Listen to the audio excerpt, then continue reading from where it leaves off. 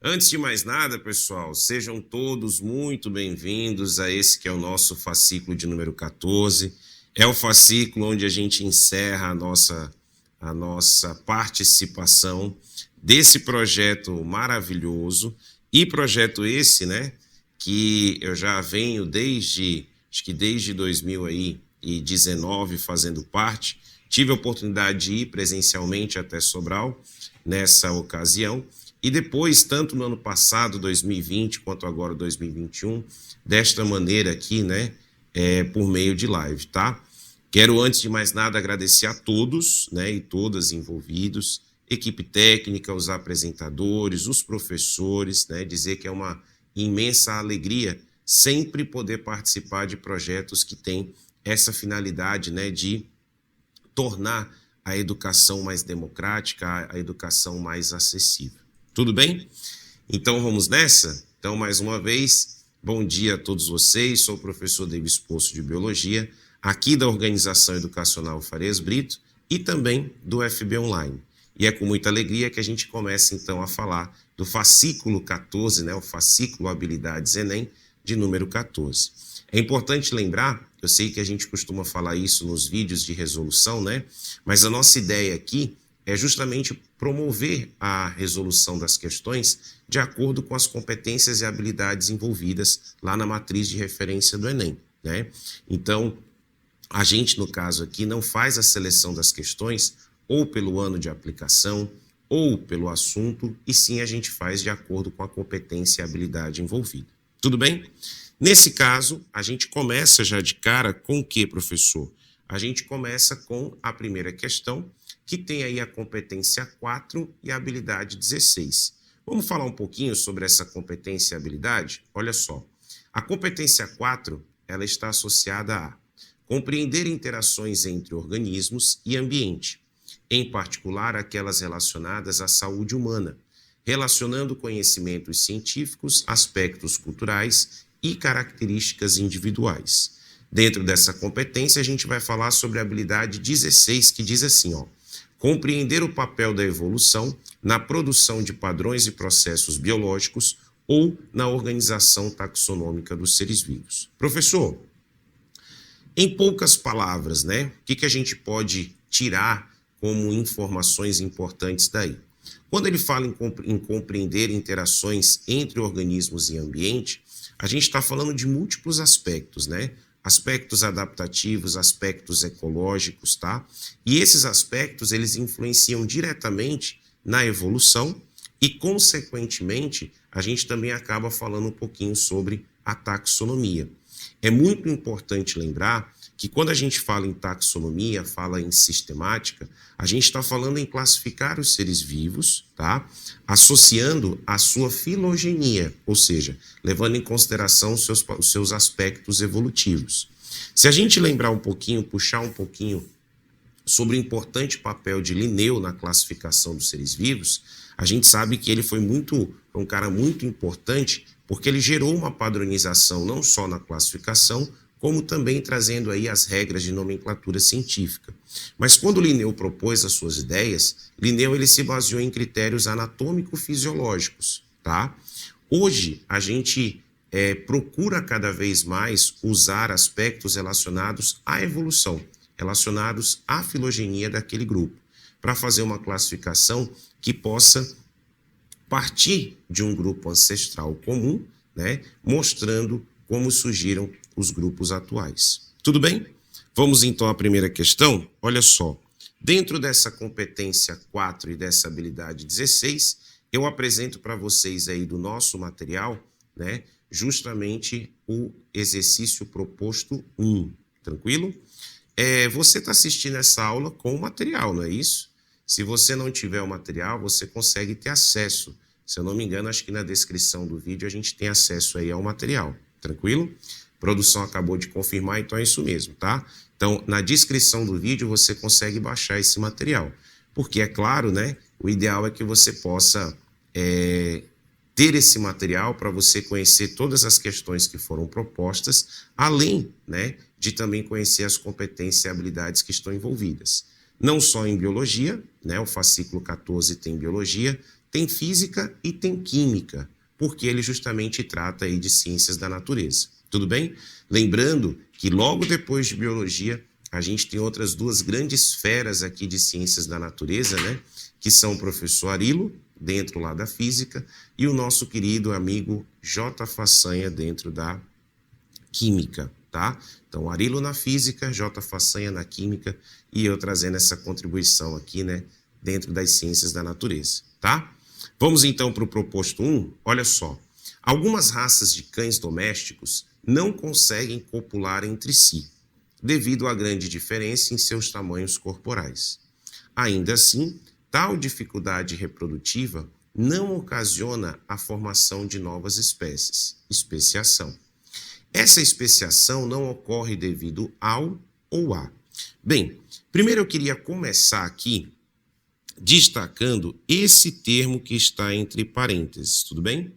O termo que eu acabei de marcar aí para vocês, que é especiação, ele representa uma série de eventos, né, que leva à formação de novas espécies. Quando a gente pensa, então, na formação de novas espécies, quando a gente pensa no processo de especiação, nós temos alguns tipos de especiação.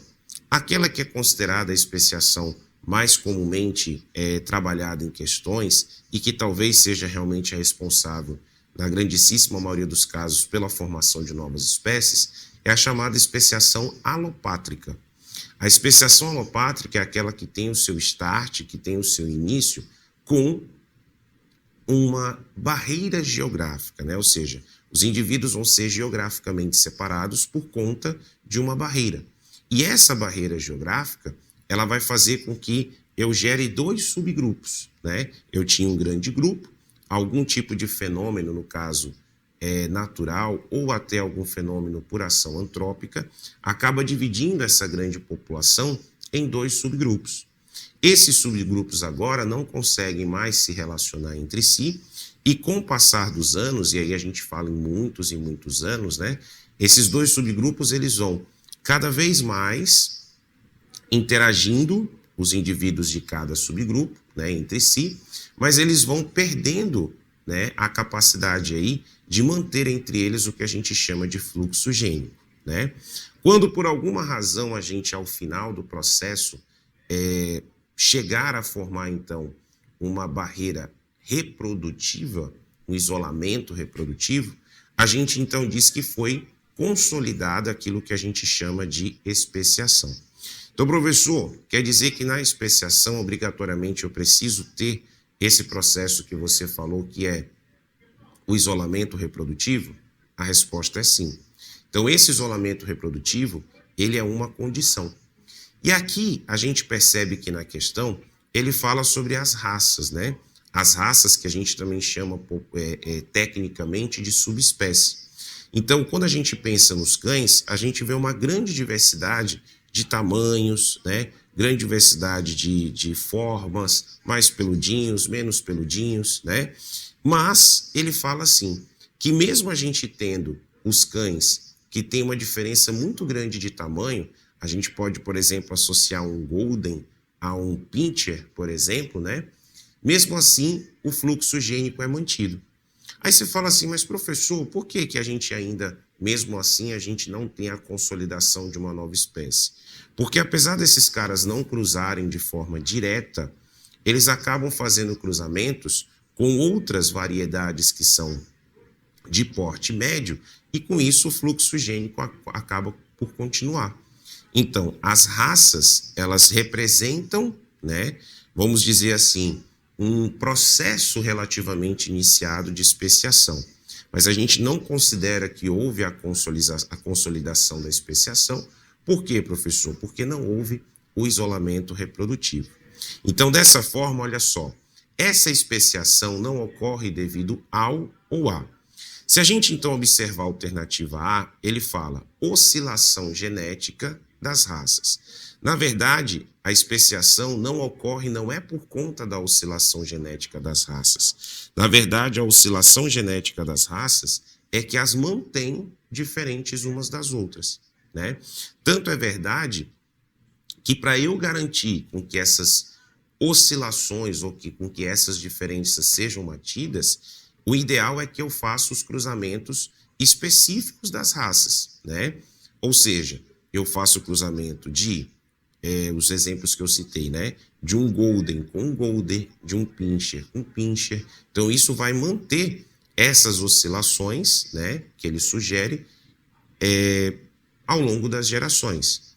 Quando eu tenho os cruzamentos livres, ou seja, quando eu não tenho esses cruzamentos orientados específicos, aí a gente então vai fazendo com que surjam, né, novas possibilidades, tá? Novas raças ou, né, novos indivíduos com a mistura das duas raças originais. Tranquilo? Vamos para a letra B? Convergência adaptativa das raças. Gente, quando a gente vê esse termo convergência, o que é convergir, né? É ir em direção a.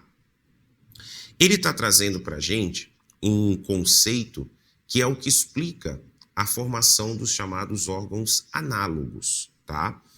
E nesse caso, a gente não está falando em analogia. A gente não pode esquecer que quando a gente fala dessas raças, nós estamos partindo, né? Eu vou tentar aqui mostrar. A gente está partindo aqui de um ancestral comum, tá? Então você vai imaginar um ancestral comum como sendo uma raça selvagem, né? Ou um cão selvagem, onde a partir dele começaram a acontecer justamente o que, professor? Os processos que a gente chama de dicotomia. O que são os processos de dicotomia? São justamente os processos relacionados a essas variações. Então, quando a gente vai acompanhando a linha do tempo, a gente vai percebendo que essas variações, elas vão cada vez mais se tornando, né, cada vez mais se tornando maiores, ou seja, eu vou tendo mais subgrupos, e com isso eu vou originando, né, as raças que a gente tem atualmente. Nesse caso, se a gente pensa nesse ancestral comum, esse ancestral comum foi o cara que deu origem às variações que nós temos hoje dentro, por exemplo, do gênero Canis. O gênero Canis é o gênero onde está, por exemplo, o cachorro doméstico, o cão selvagem, né? Onde a gente tem o lobo, onde a gente tem o lince. Então, esses animais, eles todos variaram aqui de um ancestral comum. E a partir desse ancestral comum, foi acontecendo esses processos de dicotomia, originando as espécies atuais. Aí você diz assim, então, professor, quer dizer que não houve uma convergência? Não. Na verdade, o que houve aqui foi um processo que a gente chama de irradiação adaptativa. O que é a irradiação ou divergência adaptativa, né? É uma situação onde a gente pega indivíduos que inicialmente estão em uma área comum, tá? E a partir dessa área comum, esses indivíduos, eles partem para novos ambientes para explorar novas condições. A partir daí, esses indivíduos, então, eles vão virando subgrupos. Esses subgrupos, eles vão passando por processos seletivos distintos e, no final, eles vão dar origem a espécies distintas. Então, nesse caso, eu não tenho aqui uma convergência, e sim eu tenho uma irradiação adaptativa, tá? Então, nesse caso, não é convergência adaptativa das raças, ok? Na letra C, isolamento geográfico entre as raças. Esse isolamento geográfico, hoje, ele praticamente não existe mais, né? Por quê? Porque as pessoas, elas transitam com os seus cães e acabam levando as raças para vários lugares do mundo. Hoje, no Brasil, por exemplo, nós temos muitas raças de origem europeia, muitas raças de origem, né, oriental, tá? E essas raças chegam no Brasil por quê? Porque elas são trazidas, né, pelos seus donos, trazidos pelos seus criadores, e aqui elas acabam, então, também se popularizando. Então, esse isolamento geográfico entre as raças, hoje ela não existe, mas lá atrás foi ela quem foi responsável pela formação dessas variedades que nós temos hoje, tá? Então, nesse caso, também não explica a especiação. Alternativa D, seleção natural que ocorre entre as raças. Bem, quando a gente fala de seleção natural entre as raças, a gente está mostrando como que esses indivíduos vão se tornando diferentes uns dos outros. A pergunta é, por que não ocorre a especiação, mesmo sabendo que esses indivíduos eles têm diferenças entre si. Então, a alternativa D, ela não responde ao comando que está sendo dado. Tranquilo? Na verdade, essa seleção natural, ela de fato vai acontecer entre os subgrupos, fazendo surgir as raças. Mas, na verdade, ele quer saber por que os indivíduos dessas raças, eles, apesar dessa diferença de tamanho, eles ainda continuam se mantendo como da mesma espécie. Então, a justificativa para essa questão é justamente aquela que está na alternativa E, a manutenção do chamado fluxo gênico. Vou aproveitar para fazer para vocês uma observação importante, tá? Esse termo fluxo gênico já apareceu algumas vezes no Enem, tá? E o que seria a manutenção do fluxo gênico? Seria justamente garantir com que mantenha-se o processo reprodutivo. Então, esse fluxo gênico aqui, ó, ele nada mais é do que a garantia, né, dos processos reprodutivos. Então, ó, processos reprodutivos. Então, se eu ainda mantenho os processos reprodutivos, eu ainda mantenho o fluxo gênico. E dessa forma, a resposta correta é a letra E de elefante. Tudo bem? Vamos agora para a segunda questão, também da competência 4, habilidade 16. Olha só. Durante sua evolução, as plantas apresentaram grande diversidade de características, as quais permitiram sua sobrevivência em diferentes ambientes. Na imagem, 5 dessas características estão indicadas por número. Professor, como é que eu faço para visualizar isso, né? Se você observar, essa informação, ela está aqui, ó, na legenda, tá? Então, se a gente observar a legenda, ele traz para a gente as 5 características indicadas pelos números. Então, veja, embriões protegidos no gametófito. Essa característica, ela está aqui, ó, ok? E é uma característica que a gente vê que ela está presente em todos os grupos. Professor, antes de mais nada, como é o nome desse gráfico, dessa representação, né? Aqui vocês estão diante, pessoal, daquele que é conhecido com o nome de cladograma, tá? O cladograma, ele tenta mostrar para a gente a evolução de um grupo a partir da análise, né, de características primitivas e de características derivadas. Daí eu vou trazer 2 conceitos para vocês. Olha só. Nós chamamos de plesiomorfias, anota aí, ó, plesiomorfias, aquelas características, pessoal, que são consideradas primitivas. Tudo bem? Primitivas. Características essas primitivas que estão, por exemplo, lá no nosso ancestral comum. Então, Davis, eu posso dizer que uma plesiomorfia neste caso seria quem? Uma plesiomorfia nesse caso seria a característica 1. Ela é uma característica primitiva que está sendo compartilhada por todos os indivíduos. Agora, nós vamos chamar de apomorfias, justamente o que, professor? Aquelas características que são consideradas derivadas, tá? Ou você também pode chamar de plesiomorfias as novidades evolutivas. Davis, onde estão as novidades evolutivas? Olha só, eu tenho 2, eu tenho 3, eu tenho 4 e eu tenho 5. Por que eu sei que isso são novidades evolutivas? Porque eu percebo que elas não estão sendo compartilhadas por todos os representantes indicados. Quem são os representantes indicados aí, professor? Nós temos hepáticas, antóceros e musgos, nós estamos diante de briófitas, nós temos licofitas, pteridófitas, gimnospermas e angiospermas, que aí nós estamos vendo então representantes das 4 divisões ou dos 4 filos vegetais. Então, observe que 2, 3, 4 e 5, eles não são considerados características compartilhadas por todos. Então, não são características primitivas, e sim são características derivadas. Vamos colocar aqui, ó. Então, quem são as nossas apomorfias? Eu tenho 2, eu tenho 3, eu tenho 4 e também tenho 5. Então, todas essas são características derivadas ou são consideradas novidades evolutivas. Então, professor, só para fechar aí a interpretação desse cladograma. Então, quer dizer que nesse cladograma, mestre, a gente vai ter o quê? Nós temos aqui 1, que é uma característica que é compartilhada por todos, uma plesiomorfia. 2, 3, 4 e 5, que são apomorfias. Davis, mas o que eu posso falar sobre 1? 1 é uma característica que está em hepáticas, antóceros, musgos, licofitas, pteridófitas, gimnospermas e angiospermas. O que eu posso falar sobre 2?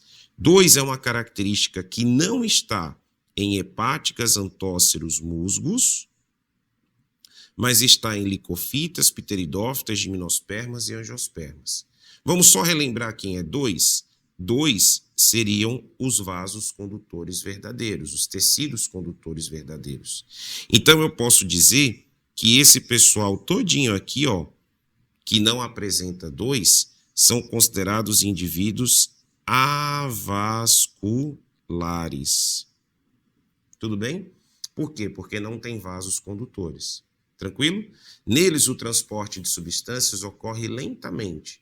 Acontece de célula a célula. Tá? Muito bem. Agora, 2 são os indivíduos que têm esses tecidos condutores. Então, eu posso dizer, professor, que todo mundo que tem 2 é o quê? Todo mundo que tem 2 é vascular. Então, aqui são os indivíduos que são vasculares. Tudo bem? Agora, observe 3. 3, ele fala da formação do tubo polínico. 3 não está em hepáticas, não está em antóceros, nem em musgos, nem licofitas, nem pteridófitas, mas está em gimnospermas e angiospermas. A formação do tubo polínico faz com que essas plantas elas sejam chamadas, olha só, pessoal, de sifonógamas. Deixa eu pegar a borrachinha aqui rapidamente. Só para apagar, né? Ó. Na verdade, elas são consideradas sifonógamas. Ô, Davis, o que significa ser uma sifonógama, né? Significa dizer que é uma planta que vai formar um sifão, que é o tubo polínico, por onde vão descer os gametas masculinos, né? O gameta masculino, para fazer a fecundação. Quando a gente passa a ter essa estrutura, que é a formação do grão de pólen, que é a formação do tubo polínico, isso garante com que a reprodução que não ocorra mais a necessidade de água para a reprodução. Tudo bem? Então, eu posso dizer que isso é considerado uma novidade evolutiva. Tudo bem? Seguindo, a gente chega em 4. Em 4, ele fala em polinização pelo vento. A polinização pelo vento é o que nós chamamos de anemofilia. Tudo bem? A anemofilia está relacionando as gimnospermas, tá? Que é o vento quem transporta os grãos de pólen. E aqui ele traz o último, que é a produção de fruto, né? A produção de fruto é uma característica das angiospermas. Inclusive, quando a gente pega esses dois nomes, né? A gente vê aqui, ó, esperma, e esperma é semente. Aqui a gente vê o prefixo gímeno, que significa nu. Aqui a gente vê o prefixo anjo, que significa urna. Como é o nome da urna ou da bolsa que contém a semente, professor? É justamente o fruto. Tudo bem? Olha que questão interessante para a gente dar uma boa revisada na nossa botânica, né? É importante lembrar, pessoal, algo que nós professores de biologia, né, tentamos mudar aí o conceito de algumas pessoas que costumam dizer que botânica não é legal, botânica é linda, né, pessoal? Mas o que acontece? Eu queria dizer para vocês que, assim, a botânica ela vem aparecendo sim, tá? Cada vez mais nas nossas provas, tá? Do Enem. Então, a gente está tendo aí, nos últimos anos, a presença marcante da botânica. Ora com uma questão, ora com até 2 questões na mesma prova. Tudo bem? Beleza.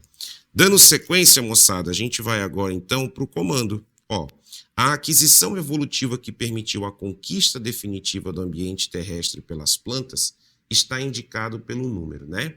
Quando ele fala em conquista definitiva, tá? Ele está dizendo o seguinte: chegou no ambiente terrestre e não depende mais de um ambiente úmido, tá? Essa conquista, ela foi definitiva quando a reprodução se tornou independente da água. Então vamos colocar aqui, ó, a conquista se tornou definitiva quando a gente passou a ter a reprodução independente da água. Ok? Davis, e quando foi que a reprodução se tornou independente da água, né? A reprodução se tornou independente da água nas gimnospermas. Só que não é essa a pergunta que ele está fazendo, né? Na verdade, a reprodução independente da água, ela aconteceu nas gimnospermas justamente por quê? Porque a partir das gimnospermas, a gente começou a formar esse tal de grão de pólen, né? E esse grão de pólen, ele passou a formar uma estrutura chamada tubo polínico. E aí a gente pôde perceber que o tubo polínico nesse esquema, ele vai aparecer em que opção? Vamos voltar aqui rapidamente, ó. O tubo polínico, ele vai aparecer na opção 3 da legenda. E a opção 3 da legenda é a letra C de casa. Tudo bem, pessoal? Então, assim, é importante destacar mais uma vez, você não pode, se é que você fez isso durante a sua vida no ensino médio, você não pode, tá, deixar a botânica de lado. Lembre-se, as questões, elas são preciosas no Enem, principalmente se ela for uma questão fácil, né? Não nos esqueçamos nunca da teoria da resposta ao item, que é a TRI. E a TRI, o que ela diz para a gente? Que a questão fácil, o aluno tem que acertar. Você já imaginou você ficar fugindo da botânica e de repente aparecer uma questão fácil e que você olha para ela e fala assim, cara, se eu tivesse estudado 5 minutos isso aqui, eu teria acertado essa questão. Então isso não pode acontecer. Essa questão aqui de número 2, ela é um bom exemplo para a gente então relembrar os principais tópicos. Tudo bem? Vamos fazer um acordo? Vou te ajudar. Eu vou voltar rapidamente para o pessoal que está ao vivo, ó, e deixar vocês agora tirarem uma foto rapidinho aí para o pessoal que está no ao vivo, né? Porque essa questão, ela traz muita coisa boa de botânica. Beleza? Então vamos seguir. Vamos para a nossa questão 4 agora, tá?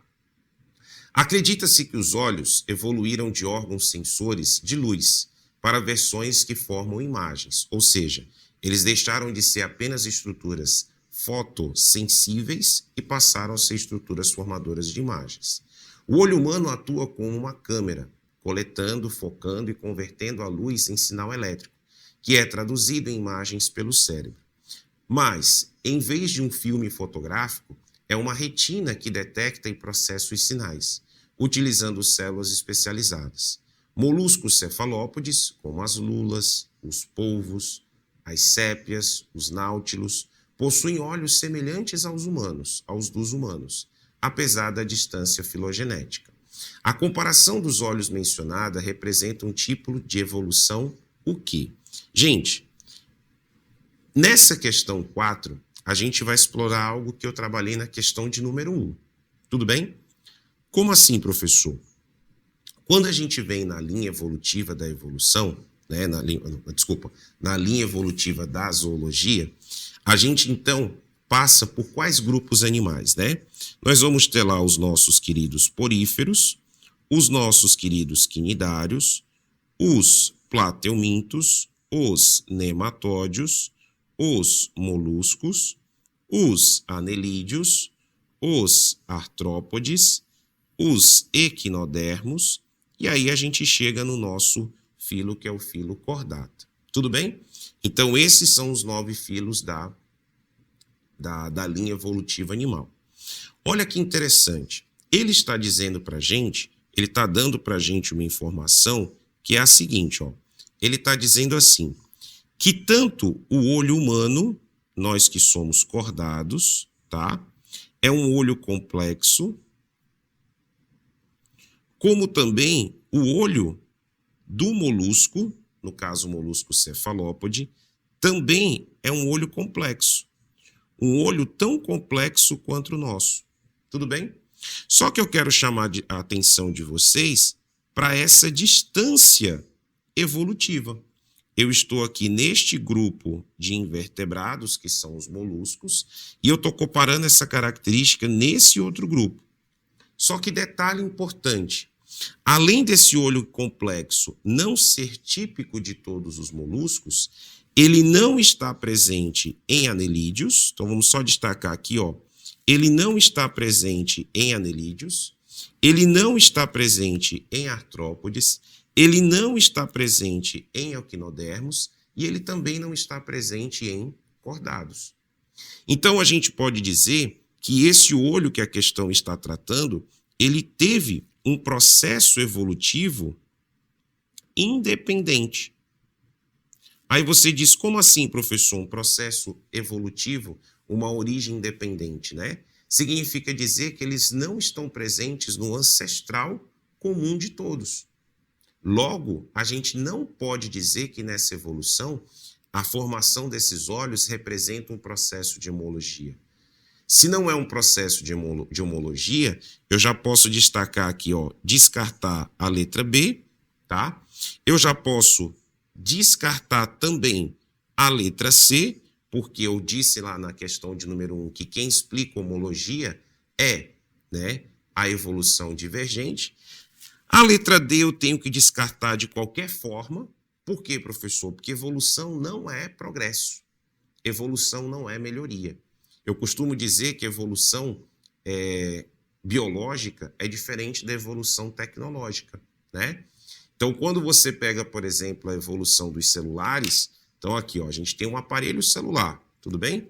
A evolução do aparelho celular, ela é uma evolução progressiva. A gente sempre espera que o próximo lançamento seja de um aparelho que é melhor do que o anterior. Evolução não é assim. Evolução está associada à adaptação. Se garantiu a adaptação daquele grupo, é um processo, né, de sucesso na evolução. Tranquilo?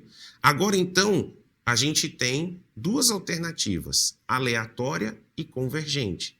Se a gente for parar para pensar, por que a nossa resposta aqui, ó, ela vai justamente para a alternativa da letra E? Porque, pessoal, evolução aleatória é algo muito difícil também de entender. Ou seja, nem a evolução é um processo que leva necessariamente ao progresso, como também a evolução não é um processo que ocorre totalmente ao acaso, né? A gente tem, sim, a origem das variações, né, a partir das mutações como sendo eventos espontâneos, mas a gente tem fatores evolutivos que vão regendo a linha do processo evolutivo. Então, a evolução não é um evento aleatório. Tudo bem? Tranquilo? Então, sendo assim, a resposta é a letra E de elefante. Tudo bem? Agora, moçada, vou chamar a atenção de vocês para a temática que vai reger as duas últimas questões que eu selecionei, que são competência 8, habilidade 30. Veja, competência 8. Apropriar-se de conhecimentos da biologia para, em situações problema, interpretar, avaliar ou planejar intervenções científico-tecnológicas. Muito bem. Habilidade 30, avaliar propostas de alcance individual ou coletivo, identificando aquelas que visam a preservação e a implementação da saúde individual, coletiva ou do ambiente. Então, a gente está falando de quê? A gente está falando de ecologia e está falando de ações, né, humanas que vão levar impactos também, né, positivos para a gente ou, né, impactos, melhor, positivos para o ambiente ou negativos. Tudo bem?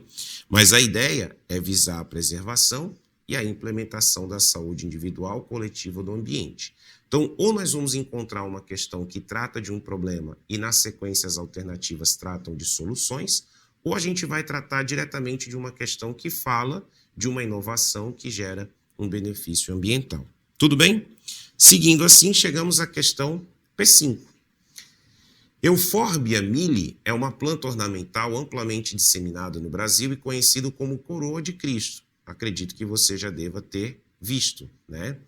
O estudo químico do látex dessa espécie forneceu o mais potente produto natural, moluscicida. Vou trazer logo de cara uma informação. Quando a gente encontrar substâncias que terminam com esse termo, sida, significa dizer que são substâncias que matam, certo? Que levam à morte. Então, no caso, levam à morte de moluscos, ok? Muito bem. Que aí ele chama de miliamina L. Aí na sequência, olha só.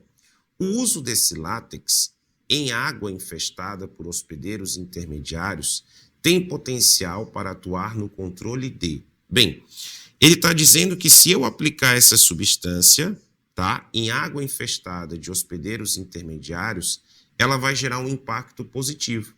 Mas vai gerar um impacto positivo em quê, professor? Vai gerar um impacto positivo no controle de uma doença que é causada por um molusco, melhor, que é transmitida por um molusco. Deixa eu só voltar uma coisa aqui que eu acabei de perceber, pessoal, que o que eu escrevi não saiu para vocês, né? Deixe-me só reescrever, colocando aqui um pouquinho mais para baixo. Vou puxar aqui, ó, tá? Então, ela vai causar aqui, no caso, a morte, né? No caso, a morte de quê? De moluscos. Tranquilo? Bem, eu tenho duas coisas para te dizer. Primeiro, essa questão é considerada fácil. E segundo, ela é fácil, sabe por quê? Porque a resposta ela está exatamente no próprio, olha só, ela está na própria fonte. Você conhece esse cara aqui, ó, o Bionfalaria glabrata? O Bionfalaria glabrata é o nome que a gente dá, pessoal, justamente para o caramujo. E você lembra que a doença que tem no seu ciclo, né, um caramujo como hospedeiro intermediário, é justamente a esquistossomose. Por isso que a resposta é a letra E. Mas vamos aproveitar para a gente negar as outras alternativas? Vamos lá. Por que não é dengue, professor? Não é dengue porque quando a gente fala de dengue, a gente tem como hospedeiro intermediário o chamado Aedes aegypti, né? E quando a gente fala em Aedes aegypti, a gente não está falando de um inseto, a gente não está falando de um molusco, e sim de um inseto. Quando a gente fala da malária, a gente também está falando aqui da transmissão feita por um outro inseto, né? Que aqui nesse caso, essa transmissão é feita por um inseto chamado Anopheles ou Anopheles, ok? Deixa eu só consertar que ficou bem ruim aqui essa minha escrita, ó. Então vamos lá. Então aqui a gente tem o Anopheles, ok? Nesse caso, chegamos na elefantíase, também está errado. Por quê? Porque aqui a gente tem outro inseto. Aqui a gente tem um Culex. Tranquilo? E aqui a gente chega na ascaridíase, que é um ciclo monoxênico. Vamos só lembrar, quando a gente fala do ciclo reprodutivo de um parasita, esse ciclo ele pode ser monoxênico. Davis, quando é que ele é monoxênico ou monoxeno? E quando é que ele é dixeno? Bem, ele é dixeno ou dixênico quando? Aqui a gente vai ter a presença de um único hospedeiro. Tranquilo? No caso da ascaridíase, a gente está diante de um ciclo onde é passado de humano para humano. É um ciclo fecal-oral. O ciclo dixênico ou digenético é aquele ciclo onde a gente vai ter a participação de dois hospedeiros. Tá? Por quê? Porque a gente vai ter um hospedeiro definitivo, onde acontece a reprodução sexuada do parasita, e um hospedeiro intermediário, onde acontece a reprodução assexuada. Tranquilo? Então, sendo assim, a gente confirma a nossa resposta como sendo a letra E de elefante. Beleza? Vamos então para o nosso último compromisso? Vamos lá. O nosso último compromisso aqui, moçada, é na questão P6. E ela traz: A esquistossomose, barriga d'água, caracteriza-se pela inflamação do fígado e do baço, causado pelo verme esquistossoma mansoni, ou simplesmente esquistossomo. O contágio ocorre depois que as larvas do verme são liberadas na água, pelo caramujo do gênero Bionfalaria, seu hospedeiro intermediário. Acabamos de fazer uma questão falando disso, né? Aí ele fala assim, ó, que penetram na pele humana, aí ele fala na sequência, pela pele humana. Após o diagnóstico, o tratamento tradicional utiliza medicamentos por via oral para matar o parasita dentro do corpo. Uma nova estratégia terapêutica baseia-se na utilização de uma vacina, feita a partir de uma proteína extraída do verme, que induz o organismo humano a produzir anticorpos para combater e prevenir a doença. Olha só que interessante, ó. Ele fala que após o diagnóstico, o tratamento tradicional utiliza medicamentos por via oral para matar o parasita dentro do corpo. Então veja que aqui ele está trazendo para a gente, fazendo um destaque para a gente, sobre o tratamento. Tudo bem? Aí na sequência ele fala, uma nova estratégia terapêutica baseia-se na utilização de uma vacina. Aí ele fala, feita a partir da proteína extraída do verme, que induz o organismo humano a produzir os anticorpos para combater e prevenir a doença. Então nunca esqueça disso, ó. O papel da vacina, qual é, professor? O papel da vacina é garantir justamente a prevenção. Tudo bem? Se eu estou garantindo a prevenção, pessoal, significa dizer que é diferente do tratamento. Então vamos dar uma olhada? Uma vantagem da vacina em relação ao tratamento tradicional é que ela poderá. Bem, no tratamento, a pessoa entra em contato com a larva, né, do parasita, que no caso a gente tem a chamada larva cercária, e eu vou tentar combater a presença do verme no corpo. No caso da vacina, ela não vai impedir que o verme entre no corpo, mas quando o verme entra, o nosso sistema imunitário consegue rapidamente iniciar o combate e isso evita que a pessoa desenvolva os quadros sintomatológicos. Então, uma vantagem da vacina em relação ao tratamento tradicional é que ela poderá, letra A, impedir a penetração do verme pela pele, errado, né? Ela não impede. Eliminar o caramujo para que não haja contágio, no caso dessa questão não, né? Mas se fosse aquela questão anterior falando sobre aquele moluscicida, sim. C. Impedir o acesso do esquistossoma especificamente no fígado. Gente, ele vai entrar no corpo, tudo bem? O que vai acontecer é que ele não vai ter tempo de se espalhar e desenvolver o quadro sintomatológico. D. Eliminar o esquistossomo antes que aconteça o contato com o organismo. Não dá, né? Então, a resposta correta é realmente a letra E. Eliminar o esquistossomo dentro do organismo antes da manifestação dos seus sintomas. Tudo bem, moçada? Antes de fechar, tem só essa P7, mas que é bem rapidinho, eu vou só deixar as dicas para vocês aqui, ó. Ele fala do uso, né, de bactérias patogênicas, onde a gente pode ter a formação aí das chamadas superbactérias, né? Isso acontece quando você tem o uso de múltiplos antibióticos e isso acontece também quando as pessoas fazem o uso do antibiótico por conta própria, ou seja, não segue aquilo que é recomendado pelos médicos. No Brasil, hoje, o uso de antibiótico, a compra, ela só pode acontecer via receita, mas já houve um tempo no Brasil em que você comprava antibiótico como quem compra, de repente, um remedinho para dor de cabeça, tá? Então, essa resistência das bactérias, por que ela aconteceu, professor? Para a gente fechar, né, eu vou dar uma solução bem rápida já para abrir espaço para o nosso próximo professor. A resistência é uma condição genética. Então, as bactérias elas trazem no seu material genético uma capacidade de ser resistente ou não, tá? Quando elas são submetidas ao fator, que no caso aqui é o uso do antibiótico, para algumas esse antibiótico vai fazer efeito, elas vão acabar morrendo, que são aquelas que são sensíveis ou susceptíveis, e vai ter outras que isso não vai acontecer. Ou seja, que você vai aplicar o antibiótico e ela é naturalmente resistente à substância desse antibiótico, tá? Mas ele está falando o seguinte, essa resistência que a gente está tendo acontece por quê? Além de um fator natural da bactéria, existe também a ação humana. A ação humana, quando ela faz o uso do antibiótico de maneira errada. Vamos ver as alternativas? Olha a letra A. Bactérias patogênicas se multiplicam de maneira acelerada. A proliferação bacteriana, moçada, ela acontece independentemente dela ser sensível ou ser resistente ao antibiótico. Então, não é isso que gera a resistência. B. Antibióticos são utilizados pela população de maneira indiscriminada. Isso é verdade.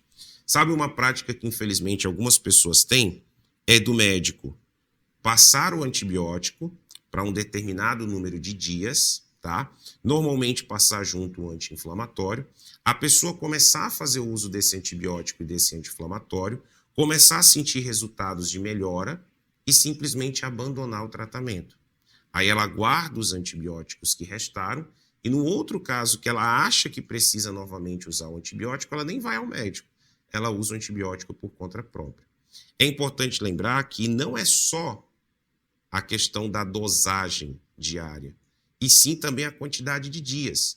Por quê? Porque isso vai gerando uma atividade mais responsiva no combate às bactérias. A letra D está errado porque ele fala: bactérias possuem plasmídios que contêm genes relacionados à virulência. Isso não é a razão dessa resistência, tá? As bactérias, na verdade, elas têm no seu plasmídio a capacidade de ser ou não resistente, mas não é nisso que a questão está falando. Ela está falando da resistência por conta do uso dos antibióticos. Então, não é C. Em D, ele fala: bactérias podem ser transmitidas para o indivíduo utilizando várias estratégias. Na verdade, gente, as bactérias elas vão ser transmitidas, né, pelos seus processos naturais de transmissão. Tem bactérias que são via aéreas, tem bactérias que são sexuais, tem bactérias que chegam através de outros seres vivos, tá? Então não é isso que explica. E a letra E, serviços de saúde precários constituem importantes focos, né? Importantes focos no... Olha só o que ele fala aí, ó. Importantes focos de bactérias patogênicas. Na verdade, não é esse o detalhe, né? Na verdade, você quando chega nos postos de saúde pode ser o mais luxuoso possível, tá? A gente tem a presença de bactérias nesses locais. Bactérias estão em todo canto, tá? Então, o problema não é esse. O problema é você saber fazer o uso correto dos antibióticos, né, para evitar com que a gente tenha um aumento na população de bactérias existentes. Tudo bem? Agora sim, para a gente fechar, eu deixei essa frase para vocês aí, para a gente fazer uma reflexão. Vou até colocando aqui logo o meu retorno, né, para eu poder falar de novo com o nosso querido Fernando Henrique. E aí, o que acontece? Eu deixei essa frase para vocês para a gente deixar essa mensagem de que o nosso futuro, ele realmente está nas nossas mãos a partir do momento que a gente entende que são as nossas pequenas ações diárias, né, que vão fazer com que o resultado chegue. Você ter o recurso, por exemplo, de um bom material didático é importante? É. Você ter o recurso de ter bons professores é importante? É, inclusive estendo aqui, né, um abraço para todos os professores de vocês aí do cotidiano, de segunda a sexta-feira, que eu sei que estão dando melhor. Não é à toa que, né, o Ceará é considerado um estado onde a gente tem os melhores índices aí, né, educacionais. É importante? É. Você ter uma boa estrutura na sua escola é importante? Também.